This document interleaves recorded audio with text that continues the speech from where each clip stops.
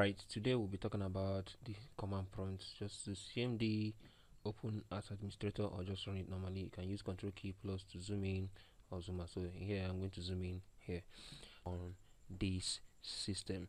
Meanwhile, there's a help tool. So just type help and press enter. It's going to give you a list of help. If I do color help, I think, yeah, it gives me all the colors. 0 is black, 1 is blue, and 2 is green, and another ones that are here. You can use any of the colors you want. You can use in the hexadecimal values from 0 to F in the hexadecimal value. For example, I can say I want how do we do this? Let's say I want example FC. FC is bright white on red background. So if I do color FC, enter, so this bright white and red background.